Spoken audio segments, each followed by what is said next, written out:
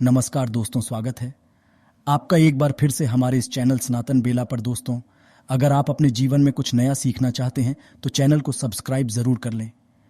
दोस्तों, आज हम आपको बताएंगे मानव विशेष और हर मानव से जुड़ी एक सामान्य सी जानकारी, जिसे जानने के बाद आप भी अचंभित हो जाएंगे। अगर आप अपने जीवन में धन हानि का सामना कर रहे हैं, परिवार में कलह का सामना कर रहे, तो उसका छोटा सा कारण है आपके नहाने की आदत। दोस्तों, इसी के बारे में हम आज आपको इस वीडियो में बताएंगे कि नहाने के तुरंत बाद मानव को भूलकर भी इन कामों को नहीं करना चाहिए, अन्यथा उनके घर में कंगाली और बर्बादी देखने को मिलती है। दोस्तों, इसका सीधा सीधा कारण होते हैं हम स्वयं कुछ ऐसी गलतियां करते हैं जिनकी वजह से हमें परेशानियों का सामना करना पड़ता है। दोस्तों, नहाना इंसान के लिए बहुत ही ज़रूरी होता है और हिंदू धर्म में जो मानव नित्य स्नान करता है उसे बहुत ही बड़ा माना जाता है। नहाना मानव के लिए ज़रूरी होता है। आमतौर पर मानव नहाने के लिए बाथरूम में पानी की बाल्टी भरता है और उससे वो मानव स्नान करता है। ये तो बहुत ही अच्छी आदत है, परंतु कई लोग क्या करते हैं कि नहाने के बाद बाल्टी और जो नहाने की सामग्री होती है उसको यकायक ऐसे ही छोड़ देते हैं। बाल्टी में आधा जल भरकर ऐसे ही रख देते हैं। यही बुरी आदत है। नहाने के बाद बाल्टी को सीधा नहीं रखना चाहिए, उसे तुरंत ही उल्टा करके रखें। ऐसा माना जाता है कि नहाने के बाद जो पानी छोड़ दिया जाता है उसमें अगर घर का कोई दूसरा मानव स्नान कर लेता है तो उससे उसकी उम्र घटती है और साथ ही साथ उस पर नकारात्मक असर पड़ते हैं। दोस्तों, हर मानव अपनी किस्मत का धनी होता है। हर मानव के पास अपनी सकारात्मकता होती है, अपनी नकारात्मकता होती है, जिसके अनुरूप अगर आपका समय बुरा चल रहा होता है, अगर आप ऐसा कार्य करते हैं तो आपके परिवार के सदस्यों को भी उतना ही दुख देखना पड़ता है जितना आपको देखना पड़ता है। तो नहाने के तुरंत बाद आपको कभी भी अपनी बाल्टी में जल भरकर नहीं रखना चाहिए। इससे दोस्तों, एक तो ऐसे ही जल की हानि भी होती है और साथ ही साथ पारिवारिक सदस्यों को भी नुकसान का सामना करना पड़ता है। तो दोस्तों, कभी भी ऐसा कार्य नहीं करें। हाँ, अगर संभव हो तो आपको नहाने वाले शॉवर का यूज करना चाहिए। इससे धरती का जल भी बचता है और साथ ही साथ आपके कार्य में पानी भी कम है। अगर आप ऐसा नहीं करते हैं तो कोई बात नहीं, परंतु आपको पानी भूल कर भी छोड़ना नहीं चाहिए, ताकि इससे आपको बर्बादी का सामना नहीं करना पड़े। दोस्तों, एक बात और है कि कई लोग क्या करते हैं कि नहाने के बाद विशेष तौर से पुरुष अपने जो भीतर पहनने वाले कपड़े होते हैं, बनियान और अंडरवियर, दोस्तों किसी महिला से इनको नहीं धुलवाना चाहिए। इन वस्त्रों को अंतर वस्त्र कहा जाता है और इन्हीं मानव को धोना चाहिए। इसे वॉशरूम में ऐसे ही छोड़कर नहीं रखना चाहिए और विशेष तौर से रात्रि के समय तो इन्हें गिला करके भूल कर भी नहीं छोड़ना चाहिए। इससे घर में नकारात्मकता आती है और मानव के अंदर अगर नकारात्मकता प्रवेश कर जाती है तो उसके जीवन में बहुत बड़े कष्ट देखने को मिलते हैं।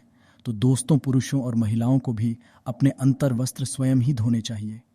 इसे किसी दूसरे मानव से नहीं धुलवाना चाहिए और इस बात का आपको विशेष ध्यान करना चाहिए।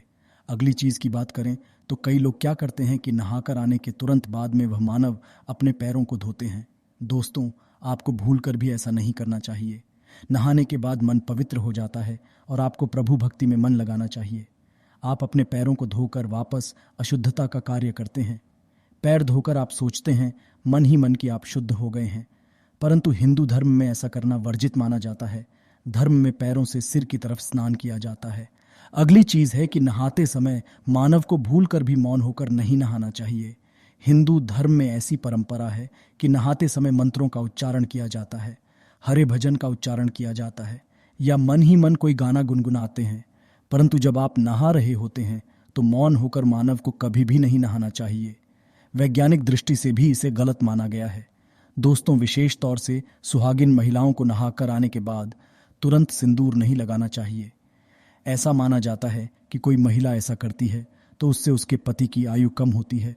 हाँ, सिंदूर तो नहाने के बाद ही लगाया जाता है, परंतु जब आप नहाकर आए तब आपको ये ध्यान रखना है कि अगर आपके बाल गीले हैं तब आपको सिंदूर नहीं लगाना चाहिए।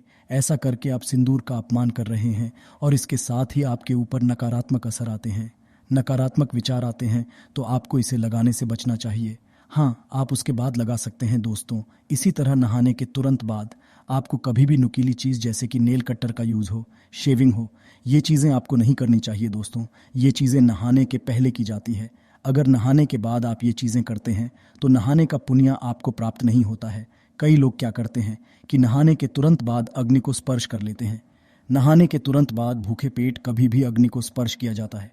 अग्नि को भोग लगाने के बाद ही अग्नि को स्पर्श किया जाता है।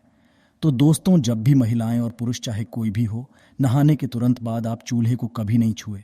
ग्रामीण इलाके में जो रहते हैं, गांव में जो रहते हैं, वो इस बात को बखूबी जानते हैं। तो आपको क्या करना है, कुछ भी एक दाना या आप फल भी खा सकते हैं।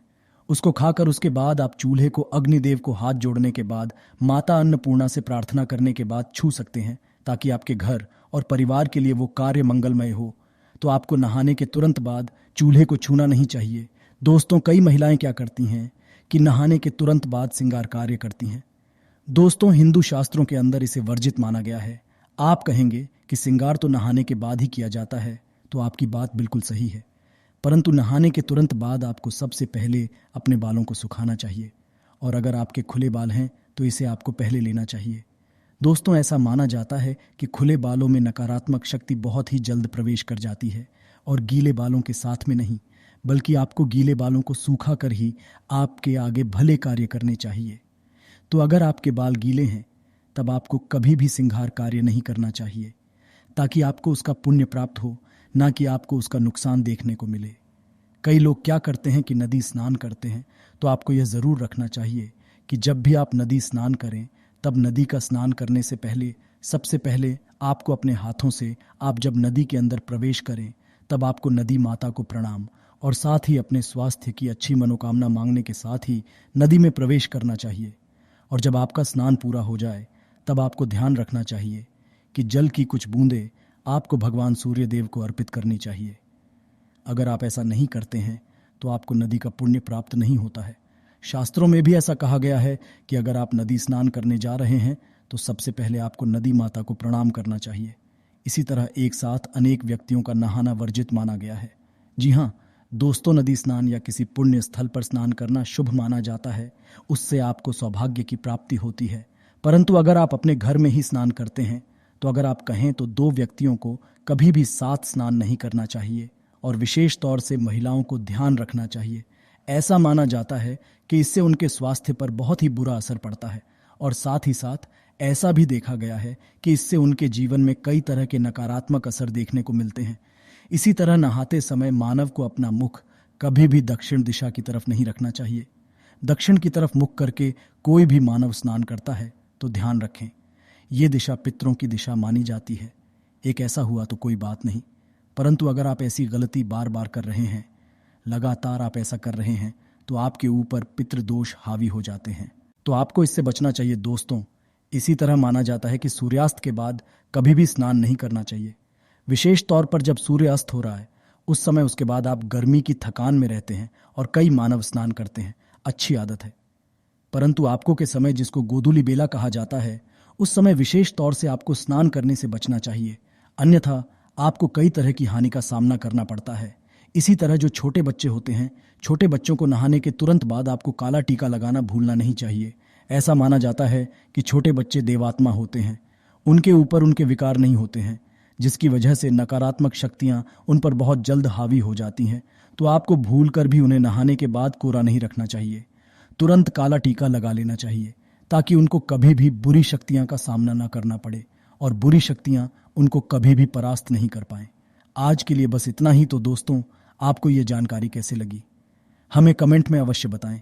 वीडियो को लाइक करें, कमेंट करें और अपने दोस्तों के साथ भी शेयर करें। धन्यवाद।